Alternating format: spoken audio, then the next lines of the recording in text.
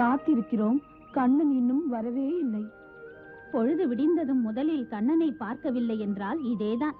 குளிக்கவும் தோன்றவில்லை, கோவிலுக்கு தண்ணீர் கொண்டு கொடுக்கவும் தோன்றவில்லை. ஏன் நொந்து கொள்கிறாய்? கொஞ்சம் பொறுத்து கொள்ளேன், அவன் கண்டிப்பாய் வருவான்.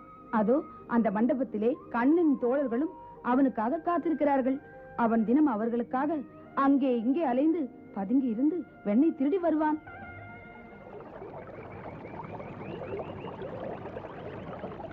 காத்திருந்தும் இப்படி காயப்போட்டு விட்டான். இப்படி ஆகும் என்று சொல்லவில்லையே. அவன்தானே?